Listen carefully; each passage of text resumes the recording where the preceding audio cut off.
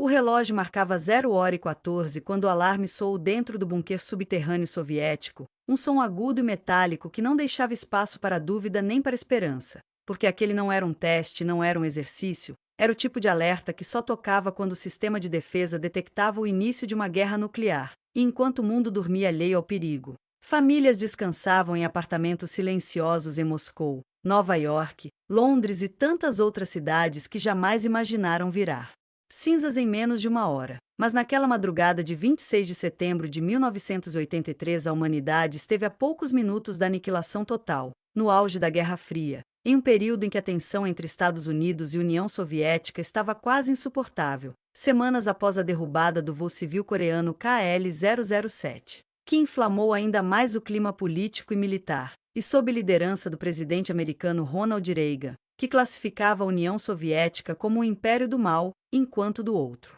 Lá do Kremlin via cada movimento da OTAN como uma possível preparação para ataque. Nesse cenário de desconfiança extrema, dentro de uma sala cheia de painéis iluminados por luzes verdes e vermelhas, estava o tenente-coronel Stanislav Petrov, um oficial que não era chefe de Estado, não era general famoso, não era estrategista político. Era apenas o homem responsável por interpretar os dados do sistema de alerta antecipado chamado OCO, um conjunto de satélites projetados para identificar o calor dos motores de mísseis balísticos lançados do território americano. E quando a tela indicou lançamento detectado, seu coração acelerou porque aquilo significava que um míssil nuclear intercontinental estaria a caminho da União Soviética. O protocolo exigia que ele informasse imediatamente o alto comando, e a partir dali a engrenagem automática da retaliação seria ativada. Mísseis soviéticos seriam lançados contra cidades americanas, e em questão de minutos o planeta entraria em um ciclo irreversível de destruição. Mas antes que ele pudesse organizar os pensamentos, o sistema registrou algo ainda mais aterrorizante. Não era apenas um míssil, eram 5 lançamentos simultâneos vindos dos Estados Unidos, 5 ogivas nucleares capazes de eliminar milhões de pessoas, e a sala ficou em silêncio absoluto enquanto oficiais aguardavam sua confirmação. Pois naquele momento a decisão dele poderia determinar se centenas de cidades seriam transformadas em crateras luminosas. Petrov sabia que os radares terrestres ainda não haviam confirmado nada, o alerta vinha apenas dos satélites, e algo parecia errado, porque estrategicamente um primeiro ataque americano não envolveria apenas 5 mísseis, envolveria centenas para garantir a incapacidade de resposta soviética. 5 parecia pouco, quase simbólico demais para ser real. Mas duvidar do sistema era praticamente um ato de insubordinação. O OCO era considerado confiável, tecnologia de ponta, orgulho da engenharia militar soviética. Ainda assim, ele também sabia que o sistema era relativamente novo e que reflexos solares em nuvens de alta altitude poderiam enganar os sensores infravermelhos,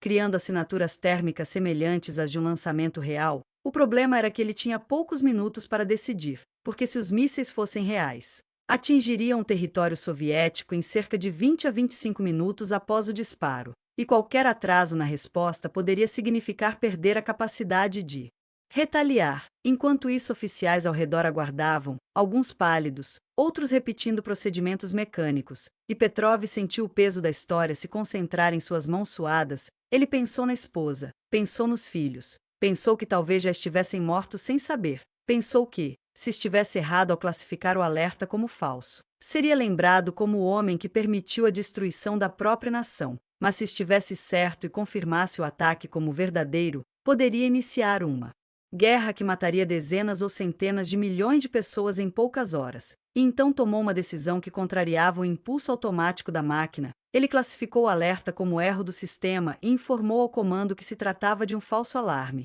mesmo sem ter provas absolutas, apenas uma intuição lógica baseada em inconsistências estratégicas. Os minutos seguintes pareceram eternos. Cada segundo era uma contagem regressiva invisível, e se os mísseis existissem, os radares terrestres logo os detectariam cruzando o horizonte, mas nada apareceu, nenhuma confirmação, nenhuma explosão, nenhum impacto, e aos poucos ficou claro que o sistema havia cometido um erro causado por um raro alinhamento entre o Sol, a órbita dos satélites e camadas específicas de nuvens que refletiram a luz de forma incomum, simulando o brilho de motores de foguetes. Um fenômeno óptico simples que quase desencadeou o apocalipse nuclear. Mais tarde, investigações internas confirmaram a falha técnica, mas na hora ninguém sabia disso. Tudo dependia da interpretação de um único homem em uma sala escura. E o mais assustador é que esse não foi um caso isolado na história. Anos antes, durante a crise dos mísseis de Cuba em 1962, o oficial soviético Vassily Arkhipov evitou o lançamento de um torpedo nuclear a partir de um submarino que acreditava estar sob ataque americano,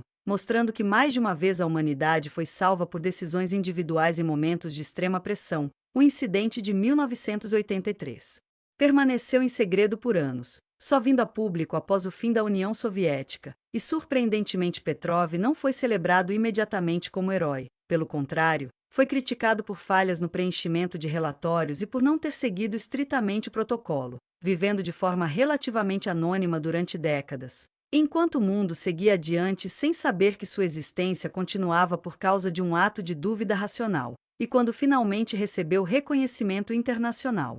Já era tarde para transformar sua vida em lenda épica. Ele faleceu em 2017 de maneira discreta, mas sua decisão ecoa como um lembrete perturbador de que sistemas automáticos não são infalíveis e que a tecnologia mais avançada ainda depende do julgamento humano. Hoje o planeta continua armado com milhares de ogivas nucleares, sistemas de alerta ainda mais rápidos e sofisticados, algoritmos capazes de processar dados em milissegundos. Porém, a essência do risco permanece a mesma. Sensores podem falhar, interpretações podem estar erradas, e em algum lugar pode haver alguém diante de uma tela recebendo um alerta que parece real demais para ser ignorado. O erro que quase destruiu o mundo não foi apenas um reflexo de luz confundido com mísseis, foi um encontro perigoso entre medo, desconfiança política, tecnologia automatizada e decisões que precisam ser tomadas em questão de minutos. Naquela madrugada, a humanidade sobreviveu não porque seus sistemas eram perfeitos, mas porque um homem decidiu questionar o que parecia certo.